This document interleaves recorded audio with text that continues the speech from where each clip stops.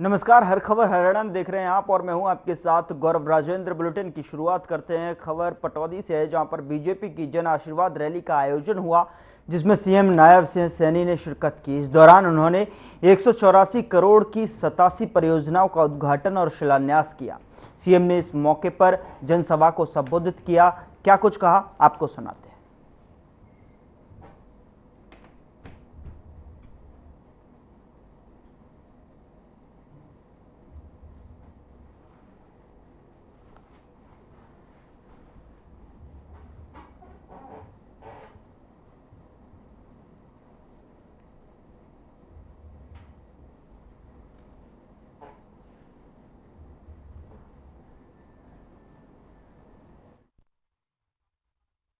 अपने पिछले कार्यकाल के अंदर 423 करोड़ रुपया ऐसे परिवारों को देने का काम किया है, जिससे सरकार ने उनको सहयोग किया है।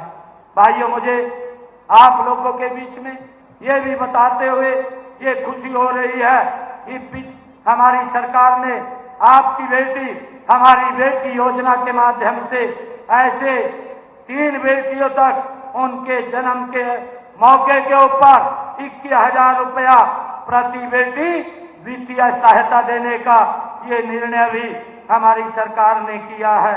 मुझे ये भी खुशी है आज आप लोगों के बीच में बताते हुए कि हमारी सरकार ने जब कोरोना कालखंड के अंदर जो हमारा छोटा व्यक्ति था, रेहड़ी फड़ी वाला, उसका कारोबार बंद हो गया था, सरकार ने उनको संबल देने का काम किया।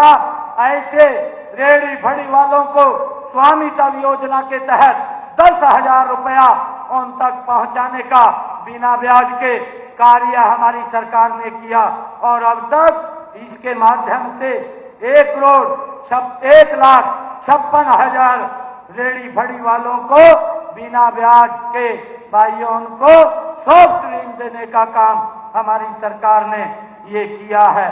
भाइयों, इस बात को भी हमने समझना चाहिए।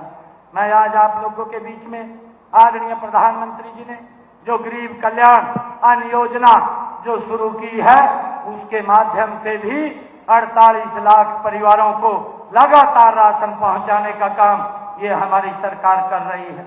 मुझे ये भी बताते हुए बड़ी खुशी हो रही है कि अभी हमारी सरकार ने जो हरियाणा प्रदेश के अंदर 13 लाख ऐसी माताएं हमारी बहनें थी जो चूल्हे के ऊपर लकड़ी से खाना बनाती थी और जिनकी धुएं से आंखें खराब हो जाती थी, ऐसी 13 लाख परिवारों को उनके घर में गैस का कनेक्शन और सिलेंडर दे करके धुएं से मुक्ति देने का काम ये हमारी सरकार ने पिछले 10 वर्षों के अंदर किया है।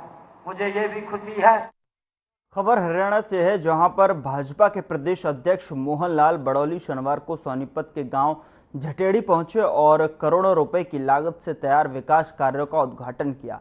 तो वहीं उन्होंने मंच से कांग्रेस पर निशाना साधते हुए कहा कि कांग्रेस खेलों पर राजनीति कर रही है, लेकिन जनता कांग्रेस का सच अब जान चुकी है। प्रधानमंत्री नरेंद्र मोदी के नेतृत्व में जो खिलाड़ियों को सुविधा मिलनी है और विदेश में ट्रेनिंग करने का भी लाभ जो मिला है, लेकिन यह कांग्रेस को हजम नहीं हो रहा है। उन्होंने कहा कि भाजपा ने हरियाणा में पारदर्शिता के साथ कार्यक्रम किया है और लाखों युवाओं को रोजगार भी दिया है। लोग भाजपा को पसंद कर रहे हैं। एक बार फिर से हरियाणा में मुख्यमंत्री नायब सिंह सैनी के नेतृत्व में जनता के आशीर्वाद से तीसरी बार फिर सरकार बनाएगी। आज जिस प्रकार से हरियाणा सरकार में भारतीय जनता पार्टी की 10 वर्षों की सरकार आपने बहुत सारी देखी है। सभी सरकारों के काम करने के तरीके भी देखे।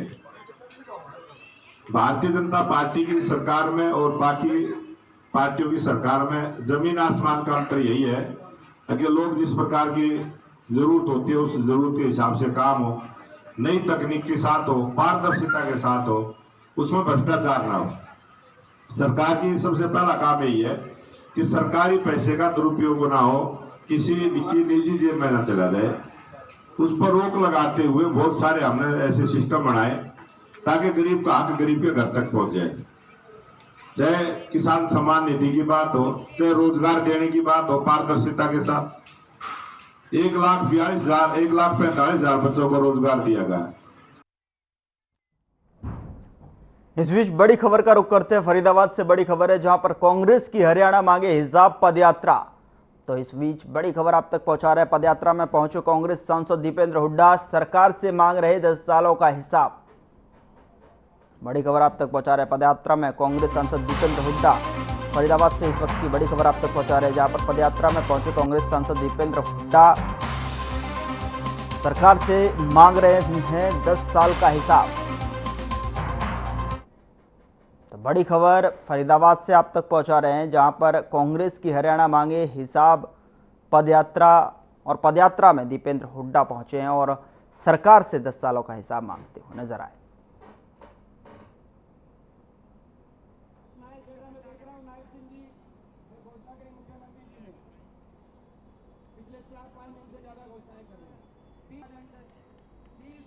कांग्रेस की हरियाणा मांगे हिसाब पदयात्रा, जिसमें कि कांग्रेस सांसद दीपेंद्र हुड्डा पहुंचे और उन्होंने सरकार पर निशाना साधते हुए 10 सालों का हिसाब मांगा।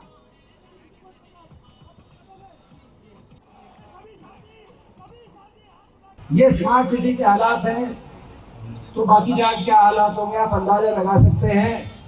हरियाणा को विकास की पटरी से उतारने वाली ये सरकार साबित हुई। 10 साल की बीजेपी सरकार, जो हरियाणा विकास में देश में नंबर 1 था, आज वो हरियाणा बेरोजगारी में देश में नंबर 1, क्राइम में, अपराध में देश में नंबर 1। और ये हम नहीं बता रहे, ये भारत सरकार बता रही है संसद में।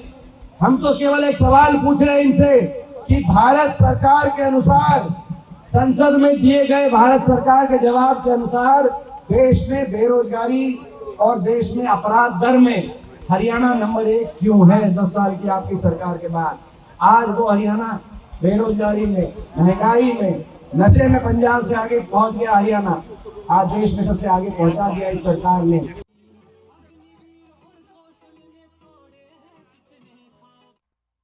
उधर बीजेपी युवा मोर्चा की तरफ से शहीदों के सम्मान में बाबा फार्म में हुए हुड्डा चौक तक विशाल तिरंगा यात्रा निकाली गई। यात्रा पलवल विधायक दीपक मंगला की अगुवाई में निकाली गई। इस दौरान लोगों ने वीर शहीद अमर रहे, भारत माता की जय और वंदे मातरम के नारे भी लगाए। लोगों ने देशभक्ति के नारे भी लगाए।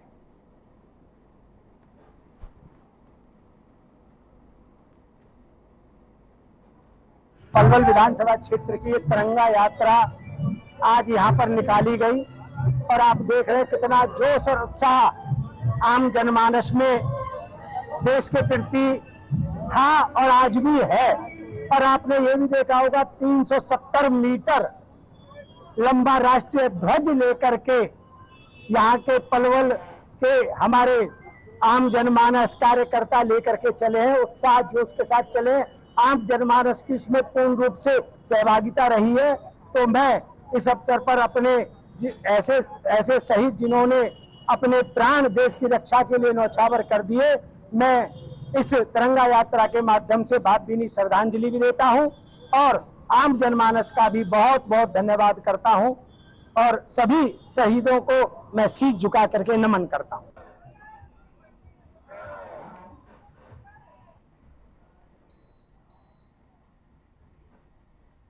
उधर फरीदाबाद जिले की मोहना गांव के अनाज मंडी में इनेलो बसपा गठबंधन संयुक्त कार्यक्रम का आयोजन किया गया। यह आयोजन प्रथला विधानसभा से बसपा के उम्मीदवार सुरेंद्र वशिष्ठ द्वारा किया गया था, जिसमें इनेलो नेता अभय सिंह चौटाला और बसपा के राष्ट्रीय कोऑर्डिनेटर आकाश आनंद पहुंचे और इनेलो नेता अभय सिंह चौटाला ने भूपेंद्र सिंह हुड्डा को आड़े हाथों लिया। उन्होंने कहा कि कांग्रेस की 10 साल की सरकार में भूपेंद्र सिंह हुड्डा ने किसानों की जमीन को कौड़ियों के भाव में खरीदा था। इस जमीन को जो प्रॉपर्टी डीलरों को दिलवान कर खुद उसमें पार्टनर भी बन गए। बीजेपी सरकार ने भी 10 साल के कार्यकाल में कुछ नहीं किया। समझौते के बाद हमारे दोनों पार्टी के कार्यकर्ताओं का संयुक्त बैठक का एक कार्यक्रम रखा।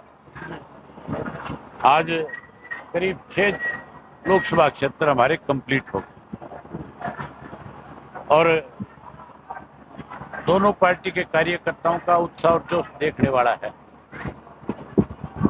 आज काम का समय है, बारिश भी है, उसके बावजूद मंडी का शेड है, पूरा भरा हुआ था। इतने लोग बाहर बड़ी संख्या में बार में भी थे। ये बदलाव की निशानी है।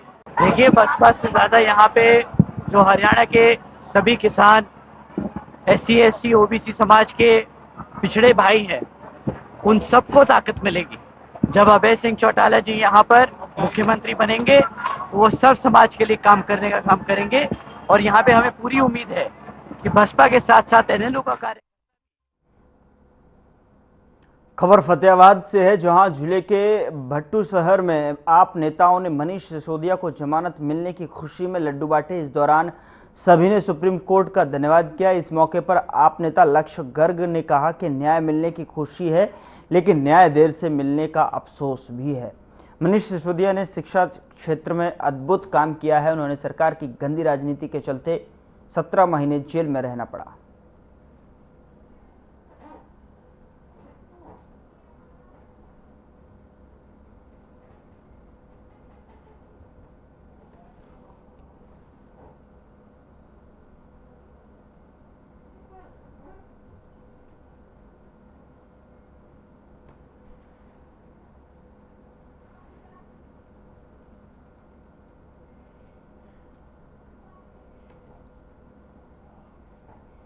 उधर रेवाड़ी जिले के गांव फिदेड़ी का रहने वाला गौरक्षक दल के सदस्य सोनू सरपंच की गौ तस्करों के साथ 15 जून को मेवात में मुठभेड़ हो गई थी। इसमें गौरक्षा दल के सदस्य सोनू सरपंच को गोली लग गई थी। बता दें कि 1.5 महीने से गुरुग्राम में मेडिसिटी अस्पताल में सोनू का इलाज चल रहा था। 5 दिन पहले ही सोनू ने दम तोड़ दिया था, जिसको लेकर हुई पंचायत में हिंदू संगठनों ने सरकार को 21 दिन का अल्टीमेटम दिया है। आपको बता दें कि सोनू की मौत होने के बाद गुस्साए हिंदू संगठनों ने रेवाड़ी की नई अनाज मंडी में एक महापंचायत की। महापंचायत में हजारों की संख्या में हिंदू संगठनों के लोगों ने हिस्सा लिया और अलग अलग जगहों से आए साधु संतों ने भी भाग लिया। इस महापंचायत में अलग अलग राजनीतिक दलों के नेता भी पहुंचे। तो वहीं हिंदू संगठनों के लोगों ने महापंचायत में निर्णय लिया कि सोनू सरपंच को शहीद का दर्जा दिया जाए, रेवाड़ी शहर में शहीद स्मारक बनाने के लिए जगह दी जाए।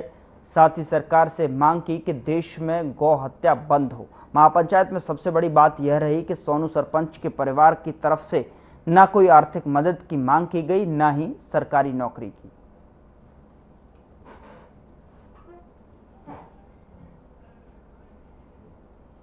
कि हमें बहुत कुछ नहीं चाहिए, हमें सिर्फ हमारी 2 मांगे हैं। एक तो शहीद का दर्जा दिया जाए और रेवाड़ी के किसी चौक पर जगह दी जाए ताकि उसकी प्रतिमा को लगाया जा सके, उसको नाम को जिंदा रखा जा सके, ताकि आने वाली नस्लें और हमारे युवा साथी उसको देखकर प्रेरित हो सके। और तीसरा, हमारा गौ हत्या बंद करने का कुछ सख्त कानून सरकार लेके आए ताकि हमारे वीरों की बलिदानी कम से कम दी जाए। आज जिस प्रकार से महापंचायत में भारी जनसमूह उमड़ा है, उसको लेकर क्या कहेंगे? पंचायत में ये तो बारिश का कारण आज थोड़ा कम लोग पहुंच पाए। देखिए, मैं अपनी तरफ से हमारे जो भाई हैं सोनू सरपंच, उनको श्रद्धांजलि अर्पित करता हूं। और जो भी मांग आज यहाँ कमेटी की तरफ से रखी गई, चाहे उनको शहीद का दर्जा देने की बात हो, चाहे उनकी यहाँ प्रतिमा लगाने की बात हो शहर में कहीं भी, हम उनका समर्थन भी करते हैं। और मैंने अपनी ओर से तो कहा ही है कि विधानसभा का सत्र आएगा, उसके दौरान हम इस मांग को उठाएंगे कि उनको शहीद का दर्जा भी दिया जाए और उनकी प्रतिमा रेवाड़ी शहर में लगाई जाए। साध्वी पुष्पा शास्त्री, आज भाई जो अपने शहीद हुए सोनू सरपंच जी, बहुत दिनों तक जीवन और मौत से उनका संघर्ष चलता रहा और बाल्यकाल से मेरा उनसे परिचय है। एक बहुत बड़ा बलिदान गौ माता की रक्षा के लिए उन्होंने दिया है। मैं साध्वी पुष्पा शास्त्री 2 गौशालाएं चला रही हूँ। मेरे मन में भी गौ रक्षकों के प्रति सद्भावना है और मैं भी चाहती हूँ कि उनको न्याय मिले, उनके नाम से चौक बनाया जाए। कुछ भाई यहाँ पे कह रहे थे चौक नहीं बन सकता है, उनके नाम से मूर्ति नहीं लग सकती है। मूर्ति भी लगाएंगे और चौक भी लगाएंगे। मैं पुनः अपनी बात को दोहराना चाहती हूँ, ये देश नहीं बनता है केवल भाषण वादे नारों से। देखिए, ये शहीद सोनू सरपंच जी ने जो शहादत दी है गौ माता की रक्षा के लिए, उनको न्याय दिलाने के लिए गौ रक्षक की तरफ से, हिंदू समाज की तरफ से एक महापंचायत का आयोजन किया गया था। इस महापंचायत में सभी ने निर्णय लिया है कि शहीद सोनू सरपंच जी को न्याय मिले, उसके लिए उनके नाम की एक प्रतिमा वहाँ दिल्ली के अंदर मैं अपना एक सिद्ध गुरु गोरखनाथ गोवंश चिकित्सालय के नाम से गौ माता का सेंटर चलाता हूँ। जी आज यहाँ पहुँचे, महापंचायत हुई है, क्या फैसला रहा? क्योंकि बड़ा भाई फैसला अभी पंचायत ने लिया नहीं है, बाकी हम तो फैसला यही चाहते हैं। देखो, सोनू सरपंच यहाँ का रहने वाला था। ये पार्कों में जो जमीन गई हुई है वो यहीं के लोगों की गई हुई है।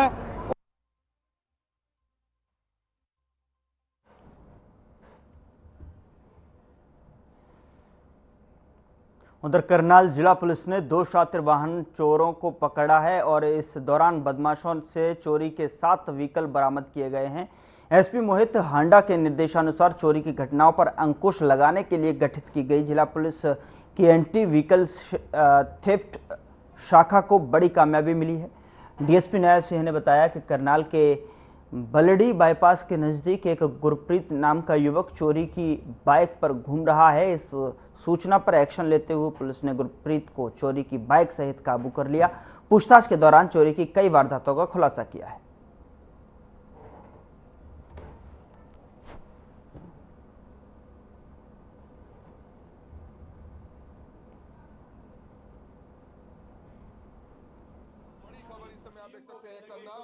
जी, हमारे पुलिस अध्यक्ष श्री मोहित हांडा के मार्गदर्शन में एक टीम का गठन किया गया था इन चोरी की घटनाओं को बढ़ते हुए। तो incharge anti vehicle theft SI Rohtas को गुप्त सूचना मिली थी कि बलडी बाईपास पर एक गुरप्रीत नाम और चोर मोटरसाइकिल के साथ घूम रहा है, जो उन्होंने अपना टीम का गठन करके मौके से ही आरोपी गुरप्रीत को चोरी की एक्टिवा के साथ बरामद किया। जांच के दौरान सामने आया कि उसने अन्य 3 मोटरसाइकिल और चोरी करी हैं, जो उनसे चोरी की बाकी मोटरसाइकिल बरामद की गई।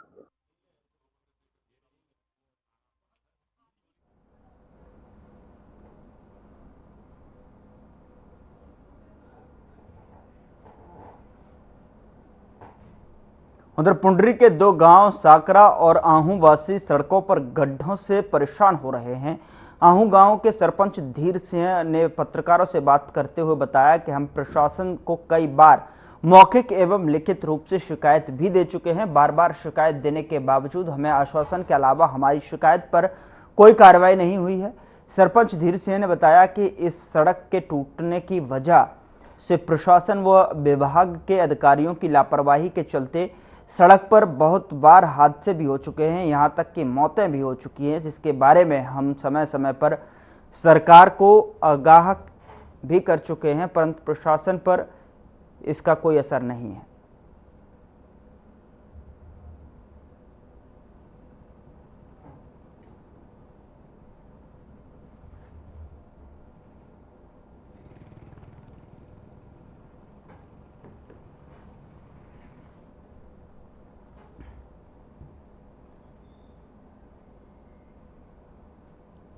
उधर हरियाणा सरकार की ओर से 1 जुलाई से 31 अगस्त तक विशेष सफाई अभियान चलाया जा रहा है। इसी कड़ी में नारनौद में भी नगर पालिका प्रशासन भी सफाई अभियान चला रही है। नगर पालिका के सफाई कर्मचारियों ने नारनौद के खाड़ा मोड़, बुढ़ाना रोड, पुराने बस अड्डे और सब्जी मंडी में विशेष सफाई अभियान चलाया और लोगों को सफाई के प्रति जागरूक भी किया।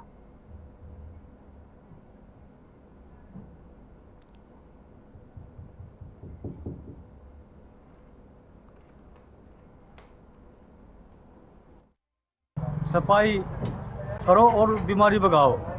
सफाई करेंगे तो बीमारी जाएगी और नहीं सफाई करेंगे तो बीमारी, भयंकर बीमारी आएगी। ये हम सब की, कर्मचारियों से लेकर दुकानदार तक, आम आदमी तक सफाई का कार्य करने का सबको अधिकार है। साफ सफाई रखने का अधिकार है। सुंदर रखे, अपना देश को सुंदर रखे, आम गली को सुंदर रखे। आम जन सबका सहयोग से सफाई का कार्य सफल होता है और ये सफाई अभियान चलाया हुआ है, सरकार का आदेश है। हम इसको ईमानदारी से खूब निभा रहे हैं। ये ऐसा है जी, हरियाणा सरकार की तरफ से सफाई अभियान 1 जुलाई 2024 से 31 अगस्त 2024 तक चलाया गया है, जिसके तहत हम विभिन्न क्षेत्रों में सफाई अभियान का अलग अलग जगह से प्रोग्राम करते हैं, कूड़ा उठाते हैं, लोगों को जागरूक कर रहे हैं कि भाई सफाई में हमारा भी सहयोग करें, खुद भी सफाई रखें, जिससे बीमारी न फैले। खन्ना रोड और सब्जी मंडी, खन्ना रोड 3 जगह का एरिया है।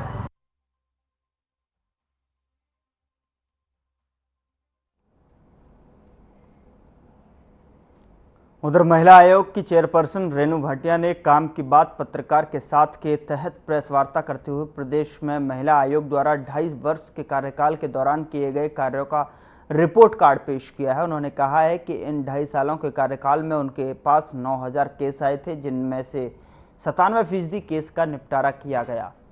2.5 वर्ष के कार्यकाल के दौरान आयोग ने कड़े प्रयास करते हुए हर बेटी की समस्या का समाधान किया है। साथ ही उन्होंने कहा कि उन्हें खुशी है कि जो महिलाएं अपनी समस्याएं दबाकर बैठी थी वे जागरूक हुई और बाहर निकलकर आयोग तक पहुंची, जिसकी उन्हें बेहद खुशी है। वहीं दूसरी तरफ उन्होंने कहा कि महिलाओं के मामले में पारदर्शिता रखी गई है और दोनों पक्षों को बुलाकर आमने सामने काउंसलिंग भी की गई है, फिर कहीं जाकर वे नतीजे पर पहुंचे। और साथ ही उन्होंने कहा कि 5% झूठे केस भी उनके सामने आए, जिनमें ब्लैकमेलिंग, पैसा मांगना और हनी ट्रैप जैसे मामले भी थे और ऐसे मामले में महिलाओं पर भी कार्रवाई हुई है।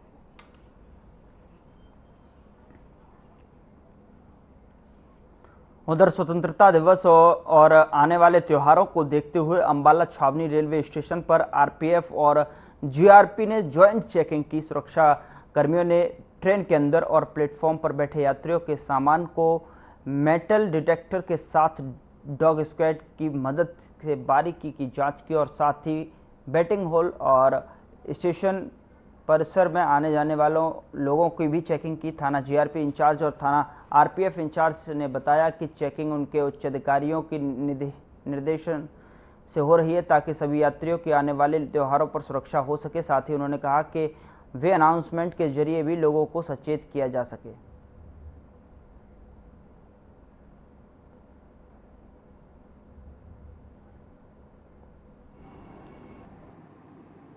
आतंकवादी बिक्री ना हो और सामान ट्रेनों को चेक किया गया और आसपास स्टेशन चेक किया गया। जो चेकिंग के दौरान जो लावारिस से अगर बंदा मिला है वो देख के आगामी कार्रवाई की जाएगी। ये आरपीएफ और डॉग स्क्वाड और मेडिकल चेकिंग के लिए ये चेकिंग एसपी रेलवे और कमांडेंट आरपीएफ के आदेश के अनुसार की जा रही है, क्योंकि स्टेशन पर कोई भी अप्रिय घटना ना हो और जो यात्रियों को सुख चैन से आ जाए। स्टेशन सुरक्षा की दृष्टि से काफी महत्वपूर्ण स्टेशन है। यहाँ भी सभी फोर्सों का हेडक्वार्टर भी है, तो इसलिए जैसे कोई 15 अगस्त या 26 जनवरी विशेष कोई राष्ट्रीय पर्व आते हैं उस समय और बार बार बीच बीच में भी हम चेकिंग करवाते रहते हैं कि कोई अप्रिय घटना ना घटे। यात्रियों को जागरूक करते हैं कि अगर कोई लावारिस चीज मिलती है तो आप आगे उसको बताएं हमको। तो इससे एक प्रकार से सुरक्षा की दृष्टि से एक महत्वपूर्ण कदम रहता है और ये हम हर साल और हर महीने ऐसी एक्सरसाइज करते रहते हैं।